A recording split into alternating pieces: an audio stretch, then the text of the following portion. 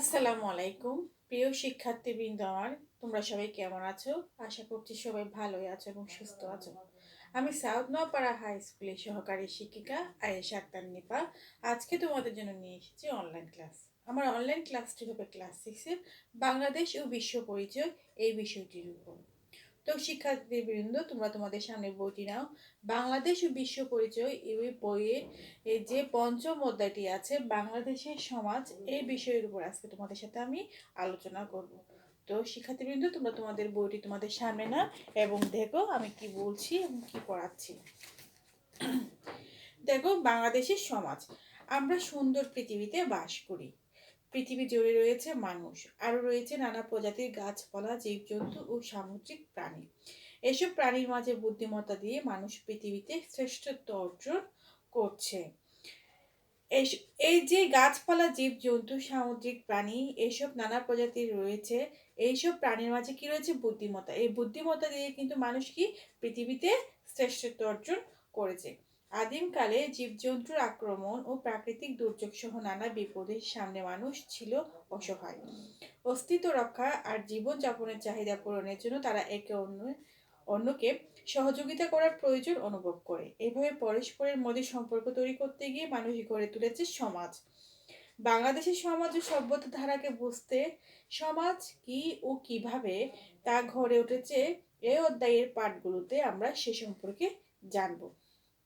এই যে বাংলাদেশের সমাজ ও সভ্যতা ধারাকে কি বুঝতে সমাজ কি কি এবং কিভাবে গড়ে উঠেছিল সেই সম্পর্কে আমরা এই অধ্যায়ে জানবো। দেখো, এই অধ্যায়ে পাঠ শেষে আমরা সমাজের ধারণা ব্যাখ্যা করতে পারবো। তারপর সমাজ জীবনে প্রাকৃতিক ও ভৌগোলিক পরিবেশের প্রভাব বর্ণনা করতে পারবো। সমাজ বিকাশের বিভিন্ন স্তর, যেমন শিকার ও খাদ্য সংগ্রহ ভিত্তিক উদ্যান কৃষি, তারপর পশুপালন, কৃষিভিত্তিক, শিল্পভিত্তিক ও শিল্প বিপ্লব, পরবর্তী সমাজের আর্থ-সামাজিক ও সাংস্কৃতিক অবস্থা বর্ণনা করতে পারবো। বিবর্তনের বৈশিষ্ট্যগত দিক থেকে বাংলাদেশের সমাজে প্রকৃতি বিশ্লেষণ করতে পারবো।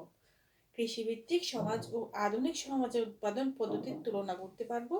তারপর সবশেষে সমাজ বিকাশে বিবর্তনের গুরুত্বটা আমরা উপলব্ধি করতে পারবো।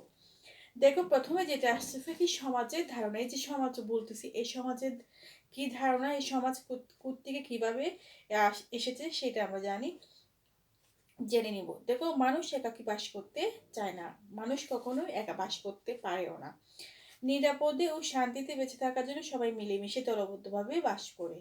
একসঙ্গে মিলেমিশে বসবাস করার ফলে মানুষে মানুষে কি হয়? আত্মীয়তা ও বন্ধুত্বের সম্পর্কটা কি হয়? গড়ে ওঠে।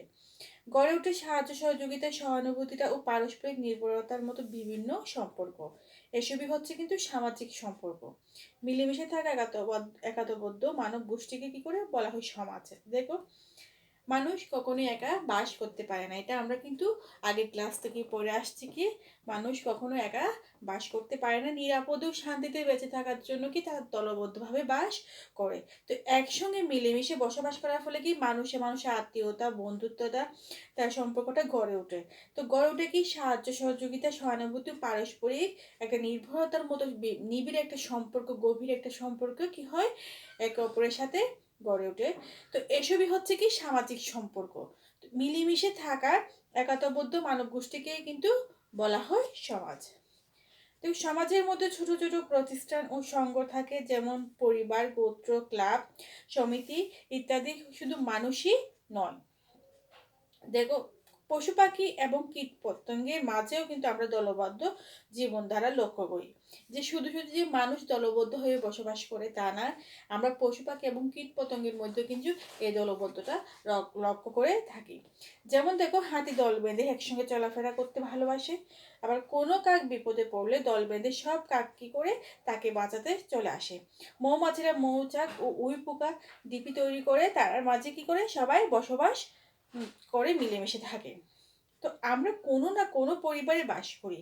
মা বাবা ভাই বোন এবং অথবা মা বাবা ভাই বোন, চাচা চাচি, দাদা দাদি সহ অন্যান্য ব্যক্তিবর্গের বন্ধন ও কার্যকলাপের সমন্বয়ে কিন্তু পরিবার গড়ে ওঠে। সমাজ গঠনের প্রথম ধাপ হচ্ছে কি? পরিবার। এই যে সমাজ গঠন হবে, এটার প্রথম ধাপটি হচ্ছে কিন্তু একটি পরিবার। প্রাচীনকালে সমাজ গঠনের আগে পরিবার বলতে কিছু ছিল না, মানুষকে প্রতিকূল পরিবেশের সাথে লড়াই করে বাঁচতে হতো।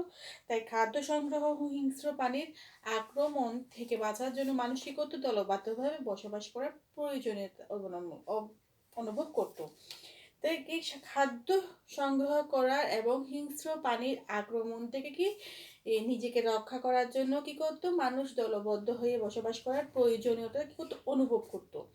এভাবেই কিন্তু মানুষ সমাজ গড়ে তোলে। পরিবার থেকে গোত্র, সম্প্রদায় এবং জাতিগোষ্ঠীতে ছড়িয়ে পড়েছে কি মানুষ। এভাবে ক্ষুদ্র থেকে বৃহৎ সমাজের উদ্ভব হয়েছে। সাধারণভাবে সমাজের কি দুইটি বৈশিষ্ট্য বিদ্যমান। এর প্রথমটি হচ্ছে তোমার কি বহু লোকের সংঘবদ্ধভাবে বসবাস করা, আর দ্বিতীয়টি হচ্ছে সংঘবদ্ধতার পেছনে কোনো উদ্দেশ্য থাকা। সুতরাং সমাজ বলতে আমরা মানুষের পারস্পরিক সম্পর্ককে বুঝি, যার ভিত্তিতে মানুষ বিশেষ উদ্দেশ্য ও প্রয়োজনে সমবেতভাবে বসবাস করে।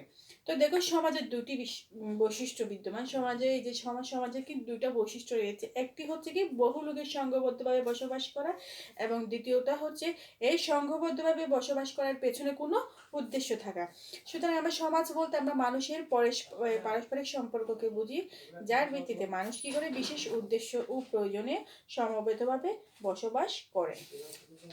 এই যে সমাজ জীবন, দেখো সমাজ জীবনে প্রাকৃতিক ও ভৌগোলিক পরিবেশের প্রভাবটা আমরা দেখব। সমাজ জীবনে কি সমাজ মানুষের জীবন প্রাকৃতিক ও ভৌগোলিক পরিবেশ দ্বারা প্রভাবিত। জীবন ধারণের জন্য মানুষ যেমন পরিবেশের উপর প্রভাব বিস্তার করে, আবার অনেক ক্ষেত্রে পরিবেশই কিন্তু তাকে নিয়ন্ত্রণ করে। এসব মানব সমাজের প্রকৃতি, আচার আচরণ ও এই সংস্কৃতির উপর পরিবেশের প্রভাব কি হয়, স্পষ্ট হয়। নদী মানুষের জীবনযাত্রাকে সহজ করে দেয়।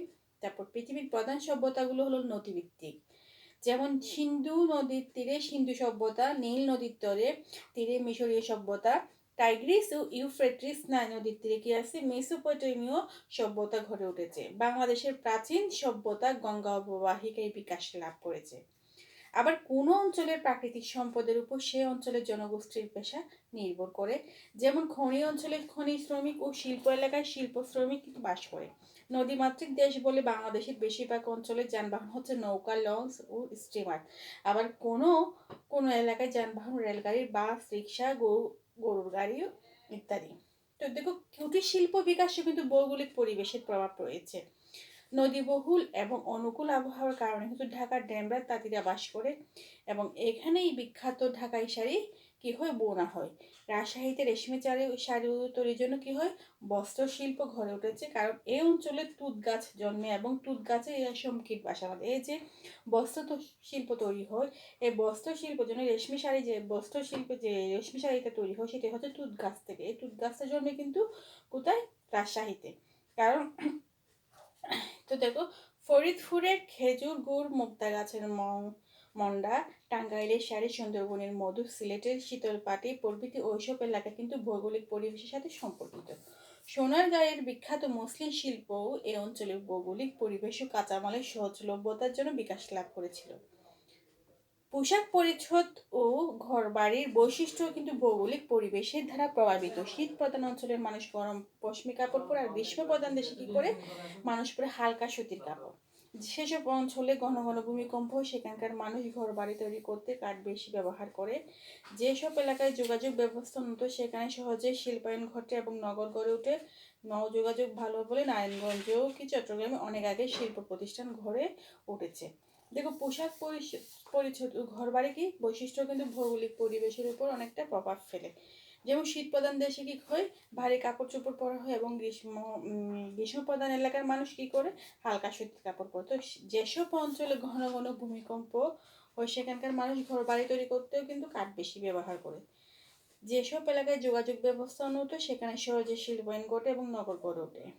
তো আজকে আমরা কি পড়লাম, এই যে সমাজের একটা মোটামুটি একটা ধারণা পেলাম। তারপর সমাজ জীবনে প্রাকৃতিক ও ভৌগোলিক পরিবেশের প্রভাবটা কি সেটা আমরা মোটামুটি একটা জানলাম। তো শিক্ষার্থীবৃন্দ, আজকে আমার ক্লাস এই পর্যন্ত। আগামী ক্লাস থেকে আমন্ত্রণ জানিয়ে এখানেই শেষ করছি। সবাই ভালো থেকো, সুস্থ থেকো, খুদা হাফেজ।